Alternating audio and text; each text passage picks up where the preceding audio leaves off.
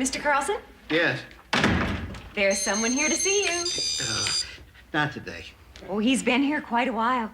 Well, no one should have to wait. Send him away. He's written you 2 letters. I don't read my mail. He seems rather nice. We're all nice, Jennifer. I would like you to see him. Okay. Gee, it never stops. Dr. Heliers, this is Mr. Carlson. Thank you. Mr. Carlson? Doctor, is it? Yes. Thank you for seeing me. I know how busy you must be. Oh, gosh, yeah, it just never stops here. Let me pull up a chair for you. Oh, that's all right. I'll just sit over here. Oh, fine, fine. Well, what is it that I can do for you, Doctor? Well, I hope you've had a chance to read my letters. Oh, yes. Medical things, medical stuff. No, I'm a doctor of divinity, a preacher. Really? Oh, of course. Yeah, the medical people were in here yesterday. Well, if you read my letters, perhaps you know that I am the head of the Tri-Faith Broadcasting Advisory Committee here in Cincinnati. Oh, yeah, that Tri-Faith Broadcasting thing there, yeah. Well, in that case, you may have heard that we have formed a media task force called CURB, C-U-R-B. CURB? It stands for Clean Up Radio Broadcasting.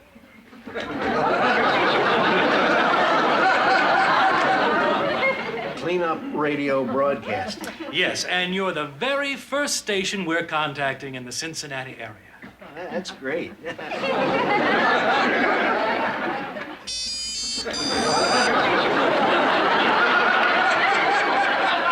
What's that? My heart, I think. Baby, if you've ever wondered whatever became of me. I'm living on the air in Cincinnati, WKRP. Got kind of tired of packing and unpacking, town to town, up and down the dial. Maybe you and me were never meant to be, just maybe think of me once in a while. I'm at WKRP in Cincinnati.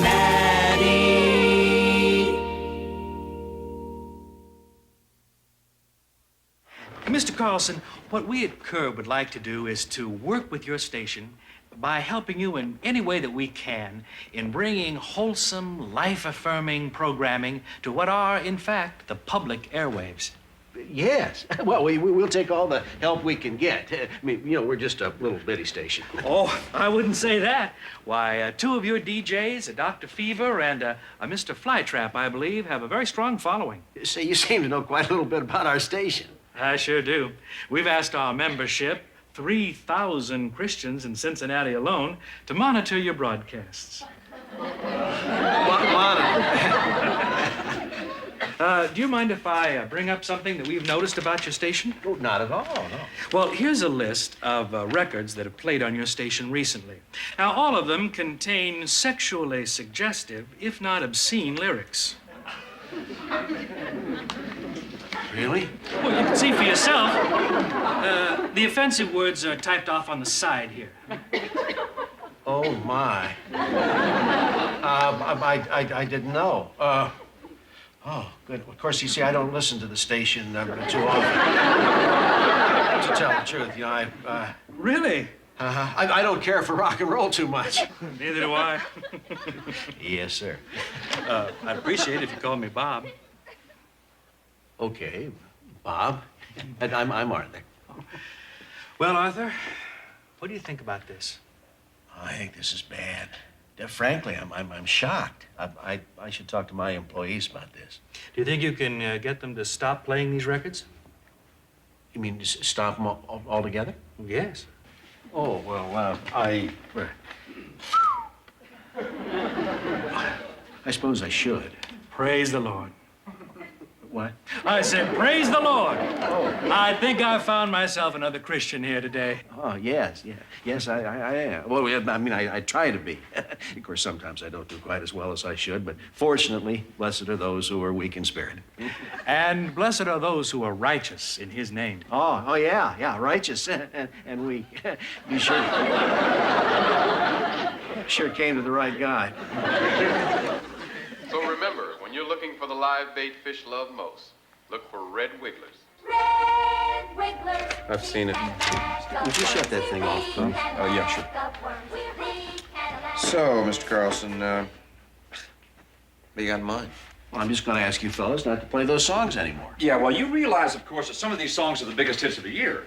And some of them are rock and roll classics. I know that, but I still say these lyrics are dirty. No offense, AC, but beauty is in the eye of the beholder.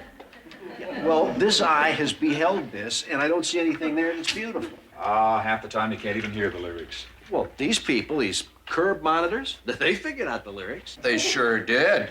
Why, I can see him now, huddled there in the corner of the church late at night, just playing every record slower and slower. Then suddenly, there's a naughty word. This means that you're not going to cooperate with me on this, huh? No, it means I'm not going to cooperate with Curb on this. Venus? Well, Mr. Carlson, I think about the lyrics sometime. Come on, man. Well, man, you've seen the list. I mean, they don't even have the choice ones. They're a lot more worse than that. May I say something here? Sure. All my life, I have seen these kind of people at work. My aunt and uncle were like this, and I'm here to tell you, I have never seen a group of people who were so sure they were right about everything and so sure everybody else was wrong. Yeah, listen, Dr. Bob Hollier isn't like that. Yeah, well, maybe, but that man did not come in here and say, we don't like this music, so we're not going to listen to your station anymore. What he said was, we don't like this music. We don't want other people to listen to it anymore. Huh? There's a difference there. I call that censorship. Doc, I knew somebody was going to use that word. What else would you call it? This is a portion of the public expressing themselves. What are we supposed to do, ignore it? We already censor ourselves. Well, we can't be doing a good job because we're playing those records. I thought these people were going after TV. Why don't they go after TV and leave us alone? Probably because they want to practice on a couple of guppies before they go after the whale. What are you going to do about the list? I'm just going to ask you fellas not to play those songs anymore. Just like that. Yeah, I guess so. Just like that. Thanks, fellas. Mr. Carlson? Yeah? What happens if we play some other song these people decide they don't like? I don't know. I do. We'll get a new list. And after that, another one. And after that, another one. And after that, another one.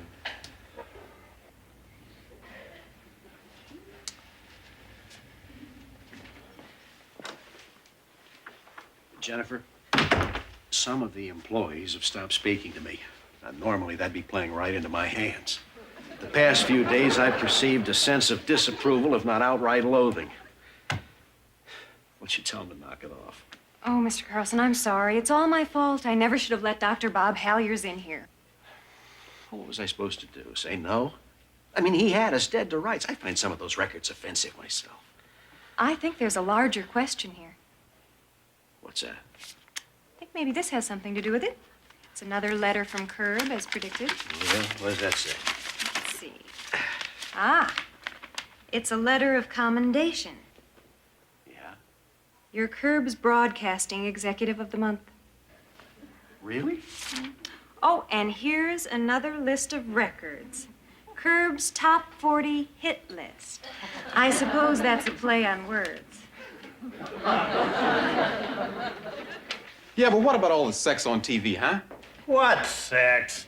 I mean, every night I go home and just sit there waiting on it. All I ever see are car crashes. I was visiting my sister over the holidays. She's got two little girls, 5 and 9. I saw them sitting in front of a television set at 8 o'clock watching adults argue about abortion. Now, is that right? Well, they talk about the same subject on the 6 o'clock news. Besides, I think kids are a lot smarter than we give them credit for. No, they're not. When I was a kid, I didn't know anything.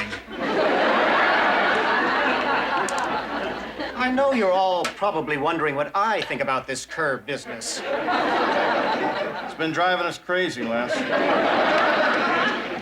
Yes, well, in a situation like this, I always ask myself, what would my hero, Edward R. Murrow, think? And I think that Ed would think that this was censorship. Then I think about what my other hero, General George Patton, would think. And I think that George would think that radio and television ought to be cleaned up. bet if he were alive today, he'd take 2 armored cavalry divisions into Hollywood and knock all those liberal pinheads into the Pacific. So as you can see, I'm a very confused man. And when I get confused, I watch TV. Television is never confusing. It's all so simple somehow. Andy, I guess you guys were right. Here's another Curb list. Well, must be some mistake here. There's songs on this list that we haven't even played yet. Yeah, I know. It's kind of a list in general. No, it's kind of censorship before the fact. I guess you could say that. Well, this is where we get off Dr. Bob's train. Come on, we've got to. We cannot let him program this station. Now, can we? No. Good. Why don't you let me go talk with him? No. No, I'll go talk with him. Still the station manager. Knock those liberal pinheads in the river, Mr. Carlson. Wrong hero, Les. Oh.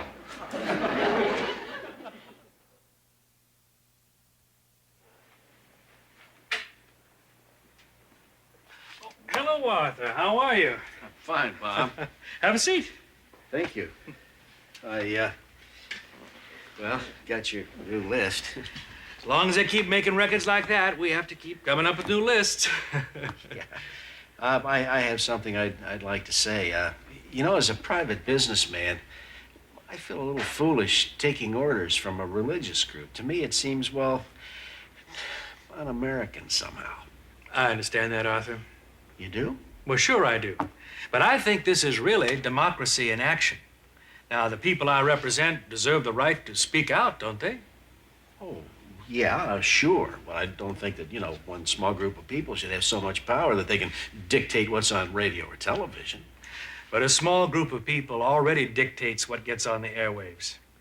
Well, you and your program director decide what records to play. That's just 2 men. And on the television networks, Arthur, a group of people I can count on my fingers decide what type of shows get on the air. And that's for the whole country. Is that right? Well, Yeah, I agree with you. I don't think that a small group should decide for everybody. And that's what we're fighting here. Well, I see what you're saying, but, boy, that's a confusing question. It's really very simple, Arthur.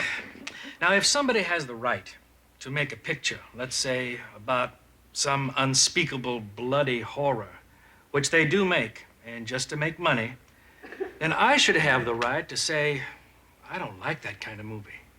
And if they have the right to put that movie in my local theater, well, I should have the right to try and get it out of my local theater. How are you going to do that? Well, very reluctantly, we would use the one tool that seems to get any action: economic boycott. Oh. Well, what would you do to us if we played some of those songs on that list? Well, we'd have no choice but to go to your advertisers. But, Arthur, why play any of those records? They're all obscene. I had one of my disc jockeys, Dr. Johnny Fever, gave me the lyrics to a song. He wants to know if you'd let him play that song on the air. Imagine there's no heaven. It's easy if you try. No hell below us, above us only sky. Nothing to kill or die for, and no religion, too. Imagine no possessions. Imagine all the people sharing all the world. That sounds like communism to me. If there's no heaven, no religion, and I assume no God. There's not an obscene word in here. Not the way I see it. Let's go on your list. Arthur, this is typical of the kind of secular, liberal, humanist point of view that gluts our airwaves. Yeah, but we're not talking obscenities here anymore, Bob. We're talking about ideas, political and philosophical ideas. First you censor a word, and then you censor the ideas. But the idea is man-centered, not God-centered. Man is an animal. The Bible tells us to put our reliance in God, not in our fellow mortals. Arthur, this song says there's no heaven. Ah, no, it says just imagine there's no heaven. That's blasphemy. On the list or not? I have no choice but to say on. That decision was made by one man. But Arthur, if you could only see. Oh, Bob, I'm sorry, but so long.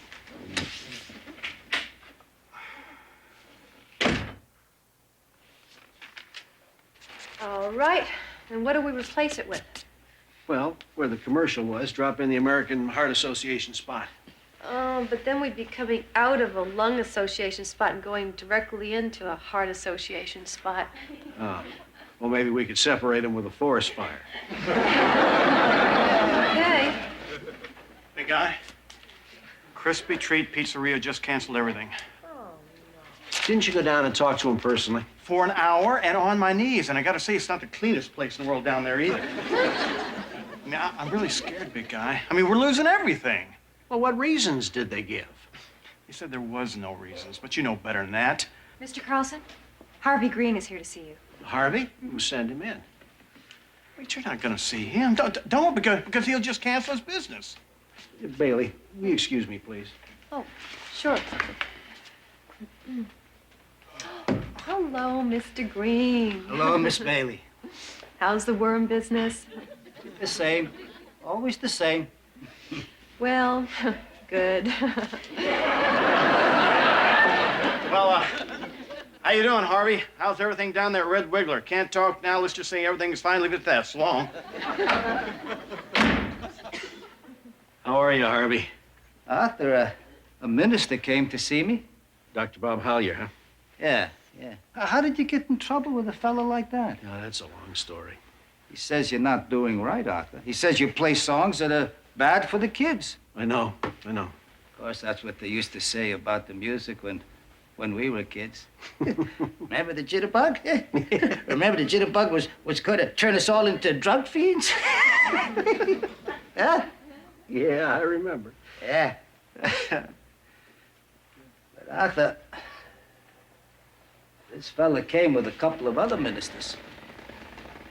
They said they represented thousands of people, and that every one of those people would tell other people not to buy my Red Wigglers, and so on and so forth. You see, Arthur, I'm trying to sell the business. My sons don't want to come in. They don't think worms are interesting enough. They want to pursue careers in modern dance. Both of them. How's that for luck?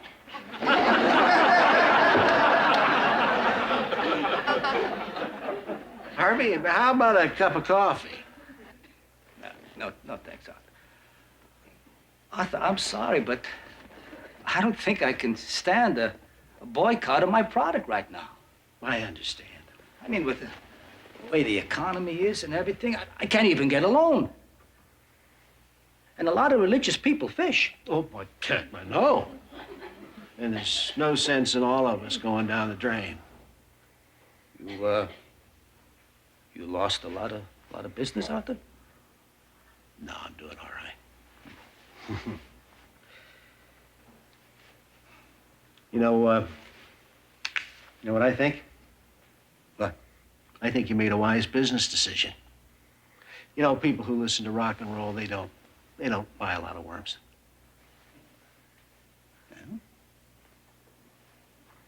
You know, Arthur, maybe it's God's way of trying to tell us something. You told me once you didn't like the radio business too much. And I'm certainly getting tired of the worm business, so why don't we let Dr. Dr. Bob, go ahead and put us out of business. And the two of us can move to Florida and starve to death. Thanks a lot, Harvey. You don't mind if I think about that, do you? give it some thought. Everybody's doing it. Yeah, I know. Arthur, I'm sorry. I feel like a coward. And I am ashamed. Well, don't be. Oh. Hello, Mr. Travis. So how you doing, Harvey? Goodbye, Mr. Travis. Arthur, forgive me.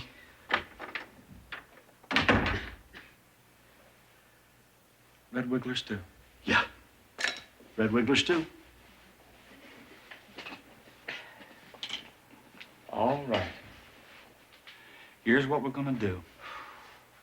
We're gonna get every radio station in Cincinnati together and we're gonna fight this guy. Now, we either hang together or we're gonna hang separately. We're gonna go to the press.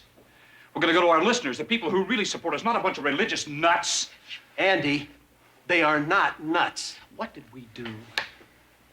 Did we build up this business so it can get cut down just like that? Is that what all that hard work was for?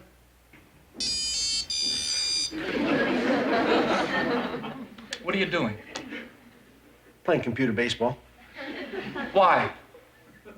Because, Andy, recently this is one of the few joys I've had in life. Mr. Carlson? Huh? Would you want to see Dr. Bob Halliers? He's got his nerve in coming here. You tell him to go to hell. Andy, now that man is a man of God, and I'm not going to have you talking like this. Send him in, John. You like this guy. Thank you. Hello, Arthur. Bob, Andy, this is Dr. Hollier. Hi.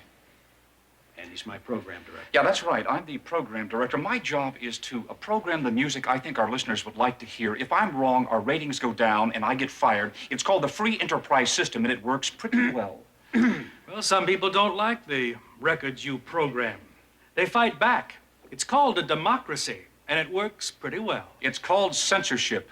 And you could call it a rose if you like, but it still stinks. Andy, please.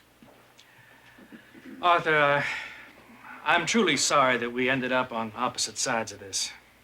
Well, thank you, Bob. But you know, aside from stirring a whole lot of people up and making an old man feel like a coward, I'll be darned if I can figure out anything else that's been accomplished by all this. Well, a lot could be accomplished, Arthur, if you'd come on over to God's side. I'm not sure that giving up my freedom of decision is God's side. Well, that's a matter of opinion. Yeah. And I don't want to argue the point any further. But I would like to express one other thought that occurs to me. Surely. Bob, watch out for those broadcasters that cave in to your pressure. Because principle's not going to mean a darn thing to them. All they're going to be doing is saving their swimming pools. Oh, they'll be the first ones to come and sit at your table. But I think the good ones are going to be the ones that are willing to take a loss and put up a fight.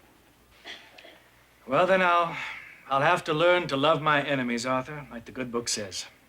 I hope so. Because I don't think you're going to be able to trust your friends. Goodbye, Arthur.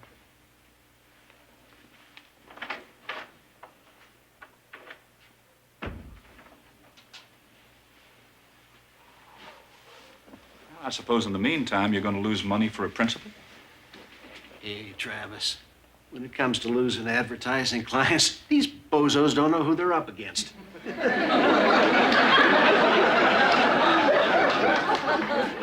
I'm going to fight him tooth and nail. I know you are. If all else fails, I might even set less than estimate on him.